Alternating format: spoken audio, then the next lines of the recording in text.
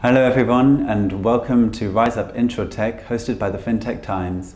I'm Tyler, I'm a journalist here at the FinTech Times, and today I'm joined with Luca from Qumata. How are you, Luca? Very well, thank you very much for having me. Very good. Are you enjoying the event? Yeah, it's very good. You know, it's the first sort of in-person event since COVID for me. Well, actually the second, but in the same week. So in the same week. It feels like it's coming back now. But you enjoyed this one more, right? Of course. It's refreshing to see people's faces in person.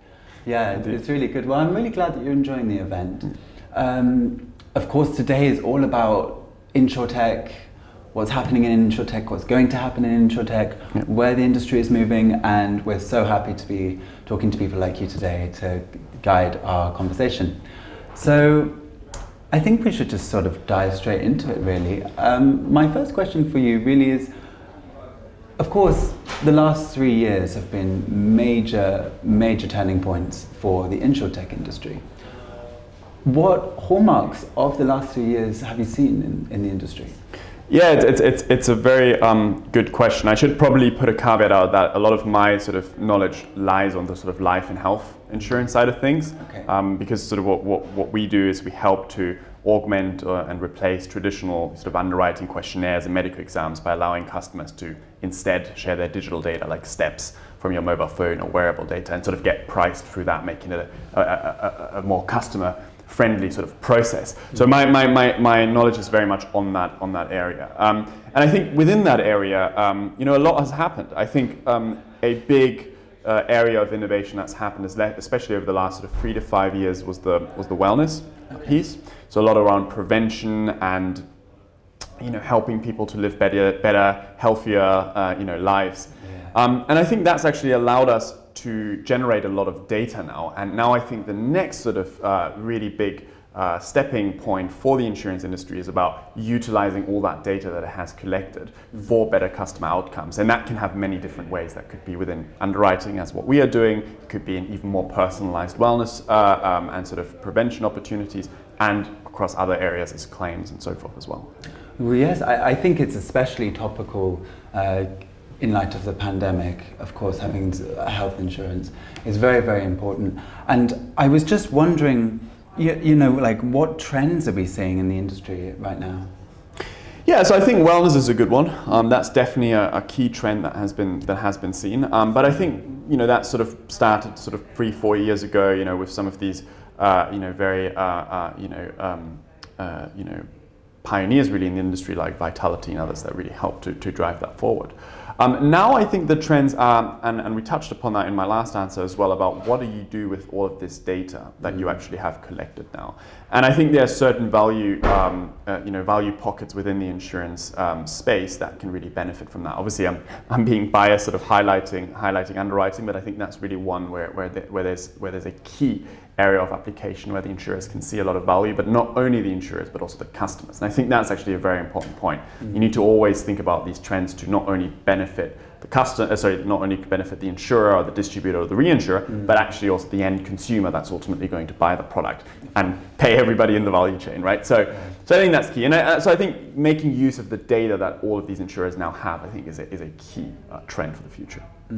Well, I mean, you're bang on the money there, really. A lot of people that I've spoken to today have spoken about the importance of data within Insurtech and how it's becoming a real key driver of the industry. And I think how companies utilize data is going to change in the future, and especially in regards to privacy and data security. Yes. I think it's going to be massive. So I think you're bang on the money there.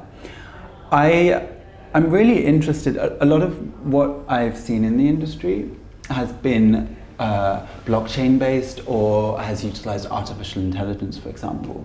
I mean, how do you see innovative technologies like that transforming the Insurtech space? Yeah, so I think there's two sides to this story, right? So I think the first one that I would say is, let's not get stuck up in the sort of like, you know, what's the English word for it? You know, the sort of like high level thing like AI and blockchain, you know what I mean, right? Yeah. Because ultimately, right, again, you know, we shouldn't think about, okay, how can we build a feature that then allows us to put on our website that we're using AI or blockchain, but rather we should use, okay, so we have AI and we have blockchain, and they can help us in certain areas, not in all potentially, but in certain areas, and how can we find these pockets of potential innovation where those technologies can add a lot of value and then apply them to them. So that's the first point around using AI and blockchain. And then the second point around where these pockets are, I think they very much vary. I'm not an expert in blockchain, so I'll sort of skip that. But on the AI piece, at least, I think there's a lot that can be done around more personalized pricing. I think there's a lot that can be done around more personalized prevention. So I think AI can help a lot in the personalization aspect. But again, it needs to be regulated, right? We cannot have a pure AI system. I mean, in my area of expertise around the underwriting and the pricing, I'll give you a great example. Yes, AI is very helpful because it helps to very much accurately predict exactly what a person's risk is and price them for that. But on the other side, you then also have to, filter some of these pieces out, because what if, a customer or an AI algorithm finds out that the customer is from a less privileged background or a less high socioeconomic status? We need to then ensure that the algorithm, which is not an ethical being, right, doesn't then just discriminate against those people. And so I think AI and blockchain are very important. There are areas of pockets where they can have a tremendously positive impact, both for the insurer, the whole value chain, as well as the customer. But I think it needs to be really carefully looked at what guardrails needs to be set around it. No, I completely agree with you there. I think I almost see AI like a wild animal, like a really powerful wild animal that needs to be sort of tamed. It's so far-reaching that it almost doesn't know when it's reached too far, which I think is almost what you're getting at there. I think it's so exciting. It's so exciting, AI and everything. It's a buzzword.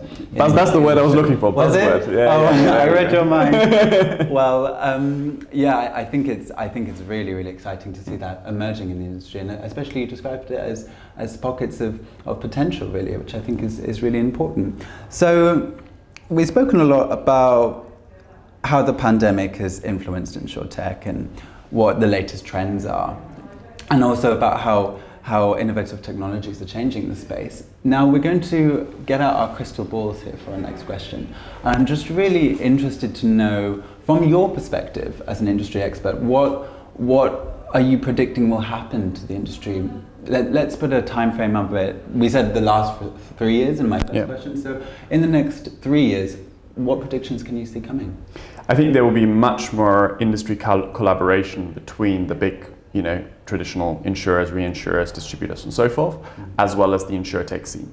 I think, and this is my personal opinion, maybe I'm wrong, but I think what the last 5 years have shown that in some areas the big insurers are irreplaceable, right? Their brand, their distribution, you can't really just make a digital buying journey and then believe that everybody will sort of stop going to AIA, Prudential, Aviva, and so forth, and just start buying from a small startup with a nice, slick online journey.